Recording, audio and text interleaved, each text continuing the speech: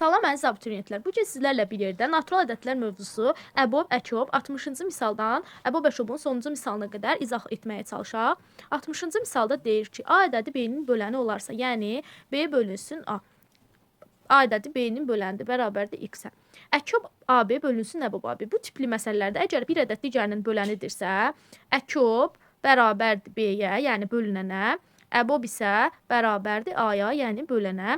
Əkob AB bölünsün əbob AB bərabərdir B bölünsün A-ya, yəni A variantı. Daha doğrusu D variantı. A variantı uyğun gəlmir.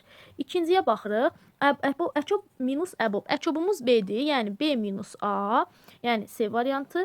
Üçüncüdə isə əkob plus əbob. Əkobumuz B-dir, əbobumuz A-dır, B plus A və yaxud da A plus B, yəni B variantı. Deməli, 1-ə D, 2-yə C, 3-ə isə B variantı uyğun gəldi. Y və A variantları uyğun gəlmir. 61-ci misalda bizə deyir ki, C ədədi A və B ədədinin ortaq olmayan vuruqlarının hasilidir. Gəlin A və B ədədləri üçün birinci misalda C-ni tapaq. Ortaq olmayan vuruqların hasili. Hər ikisində 2, baxın bu şəkildədir. A bərabərdir 2 vur 2 vur 3, B bərabərdir 2 vur 3 vur 5. Hər iki tərəfdə 2 var, hər iki tərəfdə 3 var. Yerdə qalır 2 və 5. C bərabərdir 2 vurulsun 5-ə, yəni 10-a. İkinci ədəd üçün A bərabərdir 2 vur 7, B bərabərdir 5 vur 11. Heç bir ortaq vuruq olmadığı üçün C bütün ədədlərin hasilidir. 2 vur 5 vur 7 vur 11-ə bərabərdir. Üçüncü misalda isə C ədədi, yəni 2 getdi, 3 getdi, 5 getdi, yerdə qaldı 7-yə. C 7-yə bərabərdir. Üçüncü misalda gəlin variantlara baxaq. Əkob AB bərabərdir A vurulsun B. Əkobu tapan zaman əgər qarşılıqlı sadə ədədlərdirsə, bu zaman onların hasilinə bərabərdir. Yəni A uyğun gəlir ikinciyə, 2-yə A uyğun gəlir.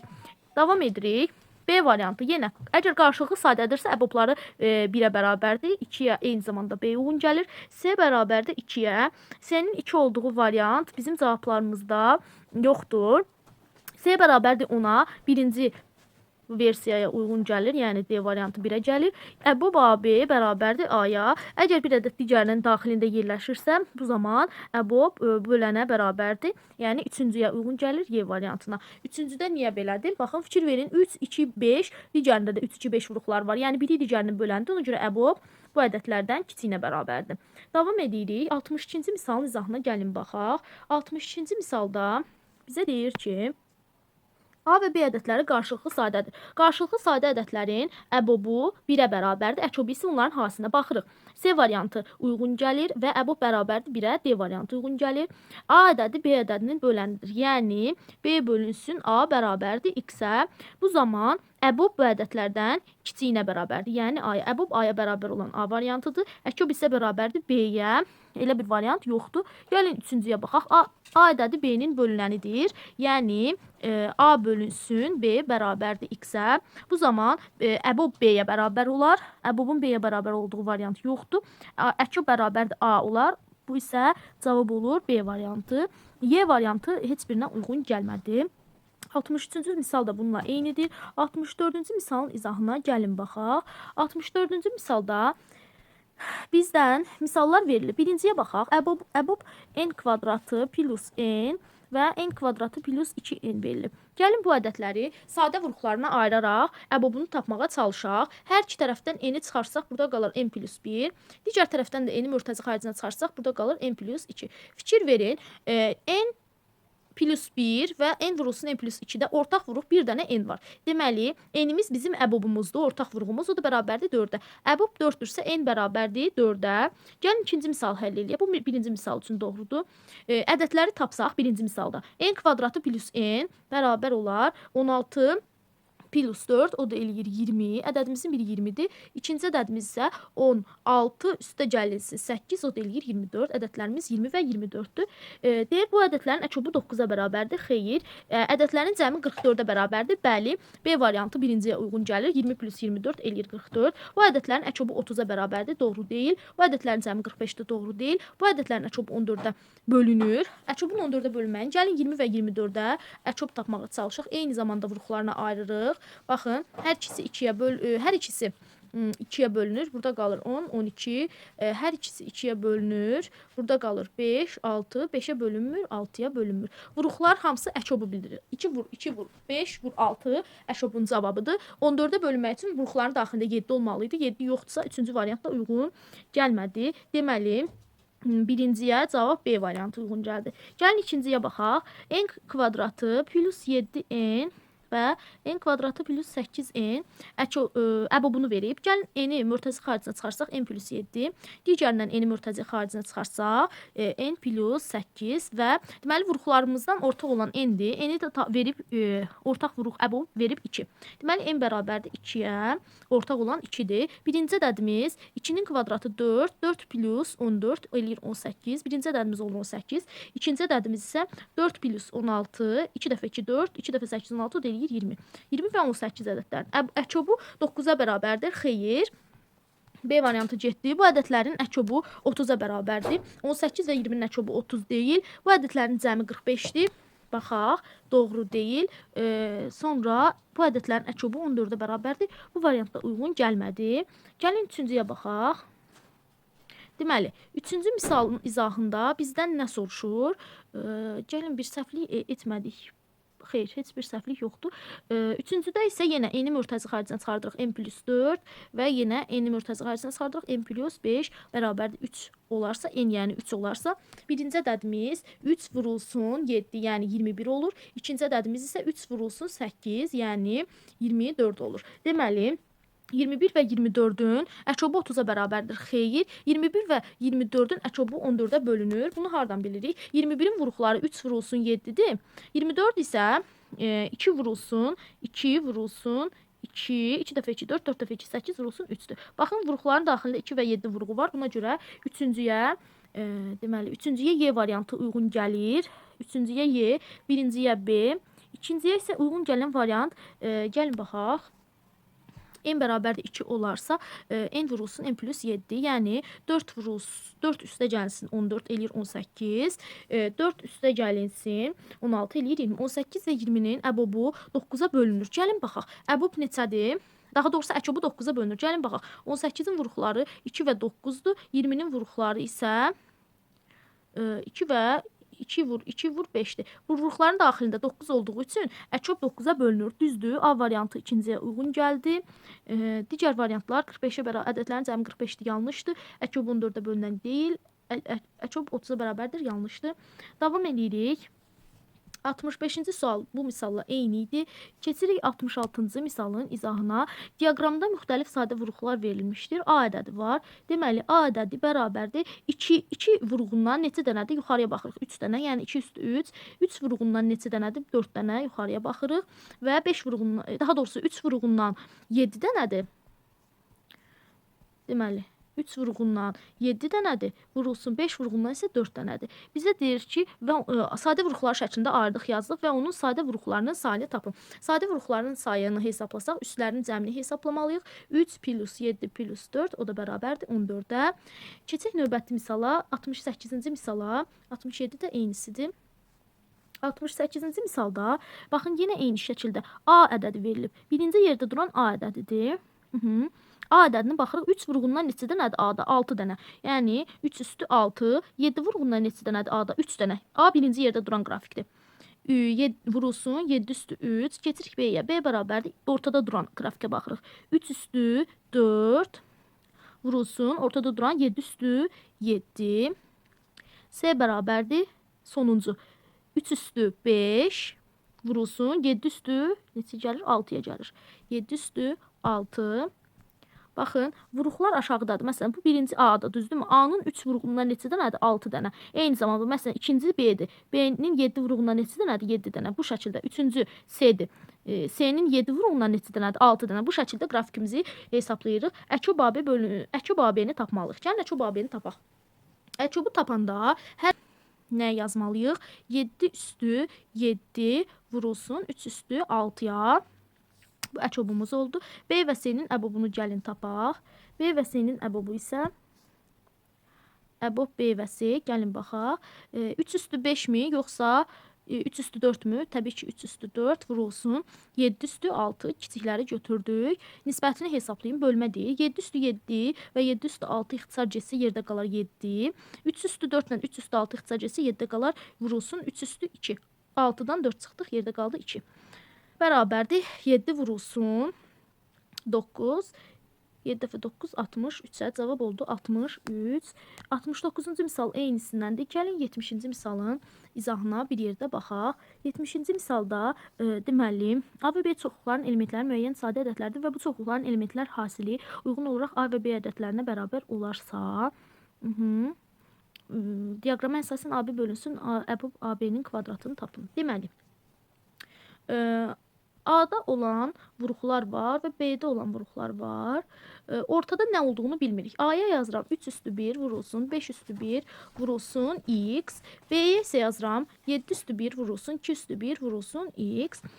A vurulsun B. A vurulsun B nəyə bərabərdir? 2 üstü 1 vurulsun, 3 üstü 1 vurulsun, 5 üstü 1 vurulsun, 7 üstü 1 vurulsun. X varsa burada, tutaq ki, ortada hissəni x götürürük.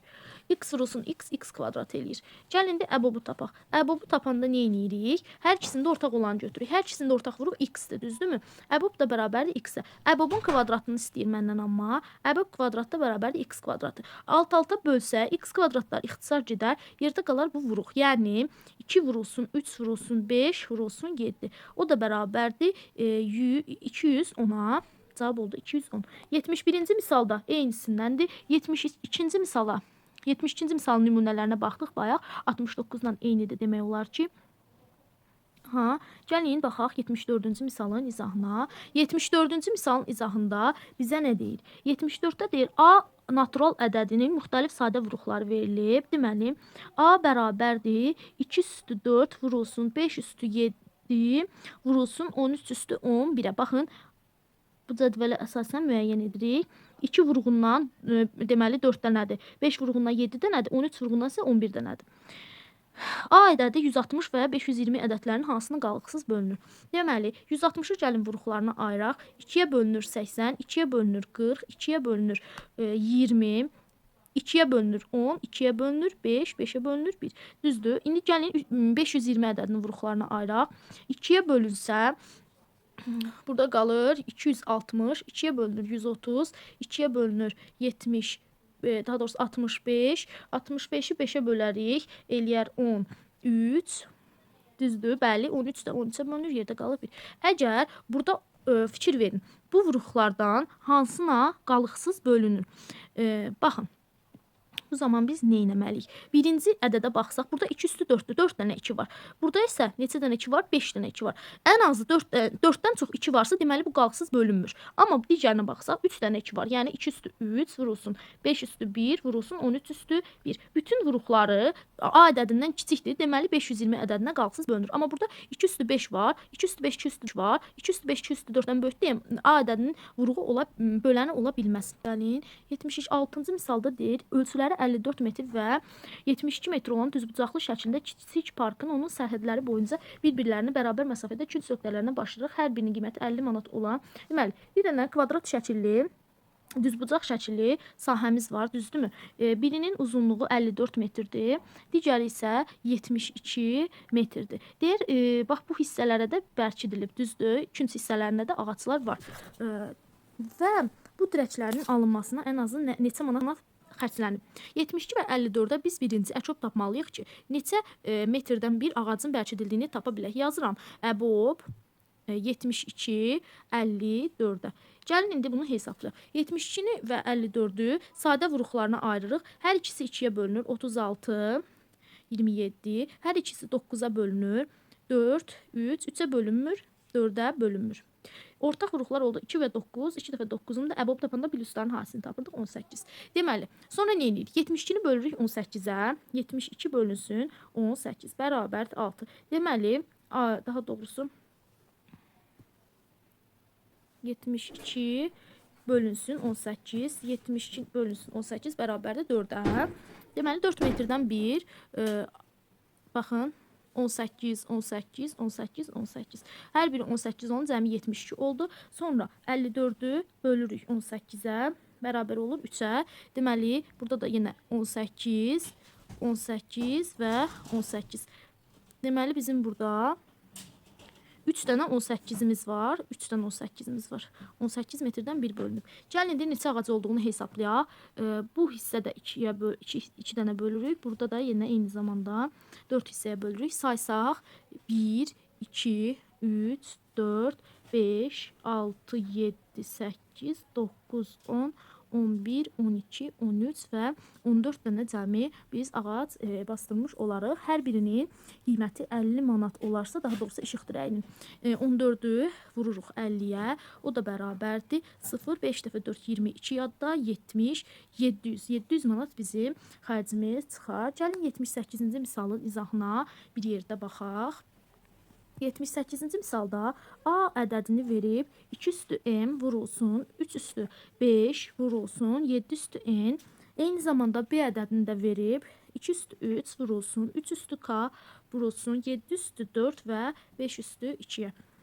Bizdən əbobumuzu da verib. Əbob da bərabərdir 2 üstü 2 vurulsun 3 üstü 4 vurulsun 7 üstü 3. MNK hasilini soruşur. MNK hasilini soruşur. Baxın, əbob deyəndə kiçiyi götürürük. 2 üstü 2. Burada 2 üstü 3'dür. 2 üstü 3 götürməməliyik. 2 üstü 2 götürməliyik. Deməli, 2 üstü m nəyə bərabər imiş? 2 üstü m bərabərdir 2 üstü 2'yə. M də bərabərdir 2'yə. Keçirik 3 üstü 4'ə. Deməli, kiçik olan götürürük. 3 üstü 5 götürmürük. 3 üstü 4 deməli, 3 üstü k bərabər imiş 3 üstü 4'ə. K da bərabər imiş 4'ə. 7 üstü 3. Baxın, burada 7 üstü 4 var. Amma bizə 7 üstü 4 lazım deyil. Buna görə 7 üstü n'i götürürük. 7 üstü n bərabərdir 7 üstü 3'ə. N də bərabərdir 3'ə. Deməli, m 2'dir, n 3'dür, k isə 4'dür. Bizdən bunların hasilini soruşur.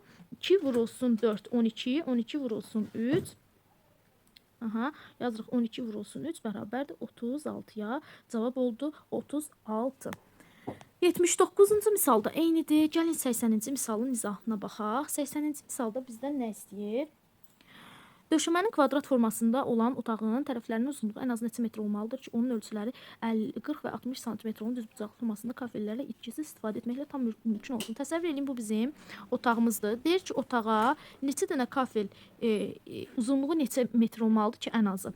Onun ölçüləri 40 cm və 60 cm olan düzbucaqlı kafelərlə itkisiz istifadə etməklə tam örtmək olsun. Bu zaman nə etməliyik? 40 və 60'a əkop tapmalıyıq. 40 və 56'ya daha doğrusu. Hər ikisi neçəyə bölünür? 8'ə bölünür. Burada qalır 5, burada qalır 7. 7 minus 5 minus. Əkobu tapanda bunların hamısının hasilini hesablayırdıq. Yəni 8 vurulsun 7 vurulsun 5. 5 dəfə 8 eləyir 40. 40'ı da 7'yə vuranda eləyir 280. Deməli 280 metr olmalıdır ki, tərəfinin uzunluğu. Onun ölçüləri 40 və 56 cm olan düzbucaqlı formasında kafelərdən istifadə etmək mümkün olsun. Cavab olur 280. 81-ci misalda bununla eynidir. Yenə əkop tapmalıyıq. 82-ci misala 82 və 78-ci misallar oxşardır. Gəlin baxaq 84-cü misala. Ölçüləri 48, 60 və 60 metr olan üçbucaq şəklində bax. Gəlin bir üçbucaq bax çəkək. Ölçüləri olsun 48, 60 və 60. Onların küt nöqtələrindən başlayaraq bayaq bunun kvadrat şəkillisini yazdıq. Yenə 60 və 48'ə biz nə etməliyik? Əbob tapmalıyıq. Hər ikisi neçəyə bölünər? 6'ya bölünər, 10 qalar. Burada isə qalar 8. Hər ikisi 2'yə bölünər, 5, 4. Deməli, 5 yazırıq mənfi, 4 yazırıq mənfi. Əbobumuz olar 2 vurulsun 6, yəni 12. Əbob 12-dirsə, 60'ı bölərəm 12'yə, bərabərdir 5. 5 dənə hissədən ibarət olmalıdır. Deməli, baxırıq 1, 2, 3, 4, 5. Eyni zamanda burada 5 dənə hissədən ibarət olmalıdır. 1, 2, 3, 4, 5. 48 isə 12'ye böləndə düşür 4. Bu isə 4 hissədən ibarət olmalıdır. 1, 2, 3 və 4. Gəlin hesablayaq. Neçə dənə ağac oldu? 1, 2, 3, 4, 5, 6, 7, 8, 9, 10, 11, 12, 13 və 14 dənə ağacımız oldu. Bunun üçün ən azı 14 ağac lazımdır. Cavab oldu 14. Gəlin davam edək. 86-cı misalın izahına baxaq. Usta bir günə 4, onun köməkçisi isə, deməli usta bir günə 4, köməkçisi isə bir günə 2 stol hazırlaya bilər. Onlar başqa iş görmədən bir neçə günə cəmi 72 ədəd stol hazırladılar. Bu stollardan neçəsini usta hazırlamışdı. Deməli, usta və şagird eyni gün qədər işləyirlər. Deməli, günümüzün sayını x götürsək, usta bir günə 4-ünü düzəldirsə, deməli 4 vurulsun x usta düzəltmiş olur. Şagird isə 2 vurulsun x düzəldir. Cəmi bunlar 72 stol düzəltdiyi üçün 6x bərabərdir 72-yə, x də bərabərdir 12. Deməli 12 gün çalışırlar. 12 gün ərzində usta neçə stol düzəldər? 12 vurulsun 4 bərabərdir 48 stolu demək ki, usta düzəltmiş olur. Gəlin keçək 88-ci misalın izahına. 88-ci misalda bizə deyir ki, k plus 2 bölünsün 100k plus 47 kəsrini tam ixtisar etdikdə n bölünsün m kəsri alınır. Əkyob m üstü 5, n üstü 5 bərabərdir.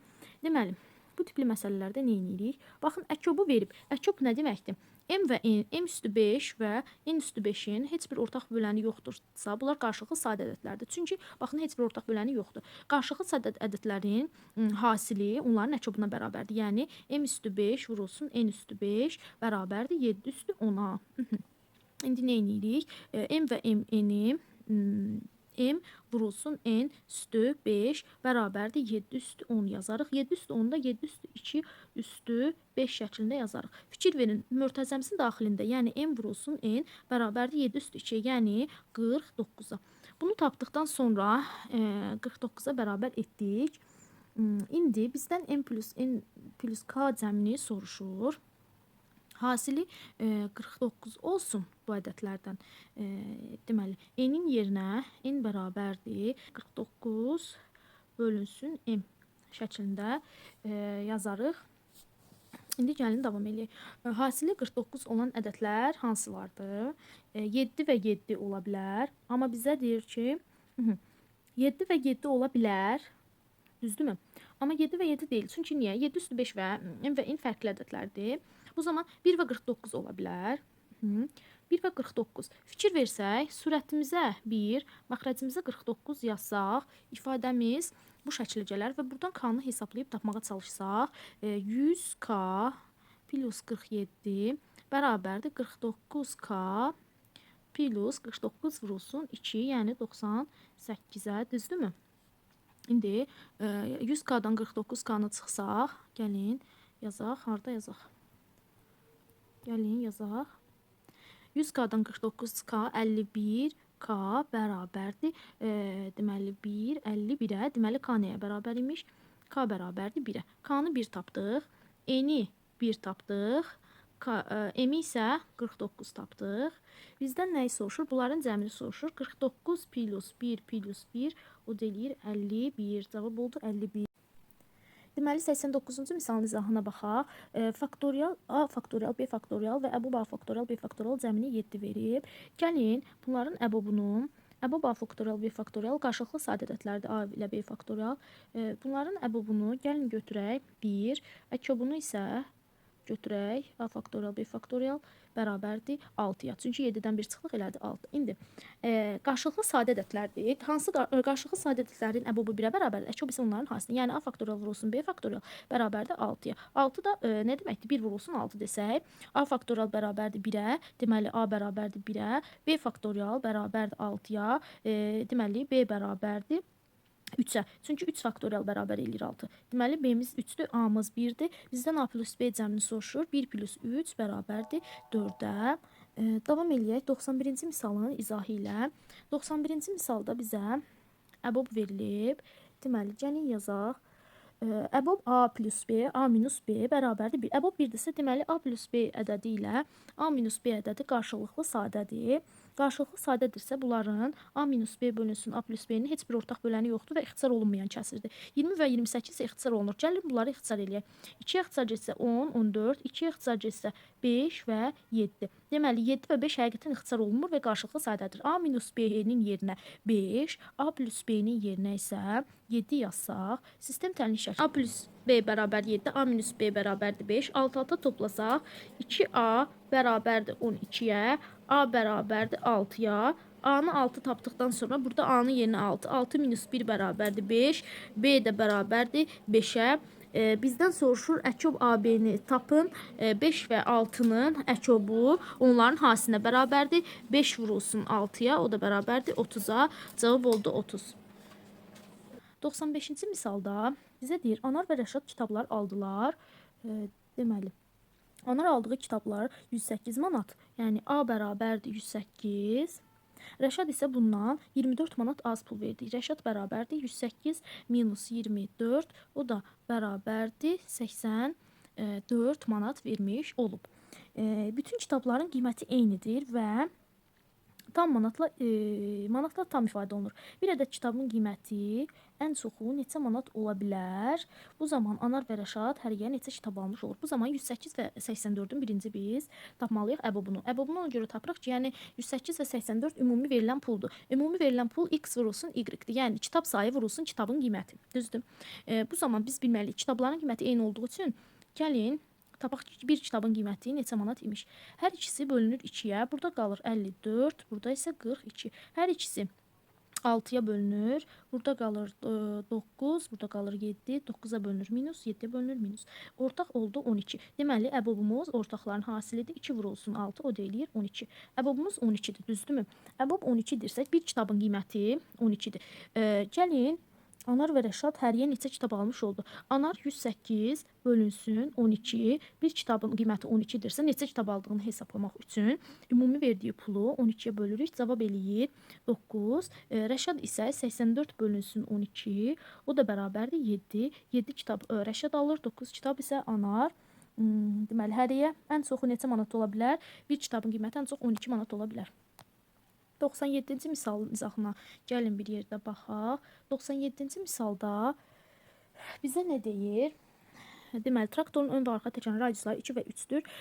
Deməli, üzərində A və B nöqtələri yerlə təmasda olarsa, traktor hərəkətə başlayarsa, ən az neçə metr yol getdikdən sonra ilk dəfə A və B nöqtələri yerdən eyni anda təmasda olacaqlar. Bu deməkdir ki, A-nın gəlin çevrəsinin radiusunu, daha doğrusu çevrənin uzunluğu 2 pi düsturundan hesablasaq, A bərabərdir 2 pi, 2 vurulsun 3 vurulsun, radiusunu 2 götürsək, 2 dəfə 3 6, 6 dəfə 2 12.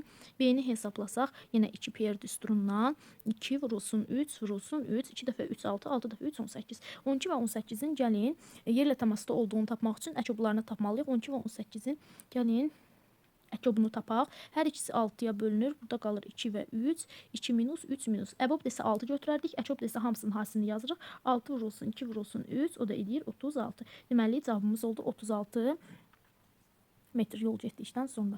99-cu misala baxsaq. 99-cu misal bizdən nə istəyir? 99-da deyir ki, uzunluğu 40 və 32 sm olan düzbucaqlı vurmalı vərəqlər ilə bərabər kvadratlar kəsilməlidir ki, artıq qalması bu kvadratların tərəfinin uzunluğu ən çox neçə ola bilər və bu zaman neçə kvadrat alınacaq? Aha, düzbucaqlı formasındakı vərəq, deməli, bir tərəfi 40-dır, bir tərəfi 32-dir. Gəlin 40 və 32-yə 40 və 32-yə əbob tapaq. Hər ikisi 8-ə bölünür. Burada qalır 5 və 4. 5 minus 4 minus. Deməli, kvadratımızın tərəfi olar 8. Əbobumuz 8-dir.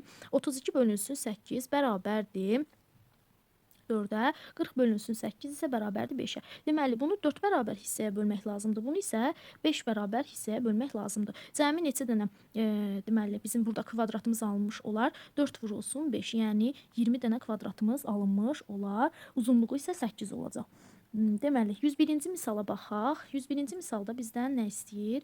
101-də deyir ki, rəfdəki kitabları 4, 4, 5, 5 və ya 8, 8. Deməli, 4, 5 və 8, 8 bağlasaq, hər dəfə bir ədəd kitab artıq qalar. Əgər kitabları 9, 9 dəstələ bağlasaq, artıq kitab qalmaz. Rəfdə ən azı neçə kitab qala bilər? Gəlin 5, 8 və 9-a əkob tapaq. Deməli, 2-yə bölünsə, burada qalar 2, 5 və 4.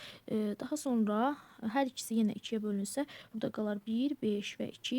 2-yə bölünər, 5-ə bölünər. Əkob bunların hamısının hasilidir. Yəni 2 vur, 2 vur, 2 vur, 5, o da eləyir 40. Aha, 40 ədədi. Deməli, 40 dənə kitab olsa, qallıq qalmaz. Amma bir qallıq qalır deyə 40-ın üstünə gəlirik 1-i. 40 plus 1 bərabərdir 41-ə. Deməli, 41 bizim burada hesabladıq. 40 olsa, əkobumuz 40 olsa, qallıq qalmazdı. və amma hər dəfə bir qalıq qalır deyə 41 dənə kitab ola bilər. Amma 9 dəstələdikdə isə qalıq qalmaz. Deməli 41-in misilini istifadə edirik. 41-in 9 misili o da bərabərdir 369-a. 369 kitabı 9 dəstələsək qalıq qalmaz. 4 5 və ya 8 dəstələsək hər dəfə bir kitab artıq qalar. Deməli Əbu Bəkir misallarının nümunələri, izahı bura qədər. Əgər bunun kimi digər məsələ izahları görmək üçün kanalımıza abunə olun, yorum yazın və like etməyi unutmayın. Gələn videolarda görüşəndə hələlik.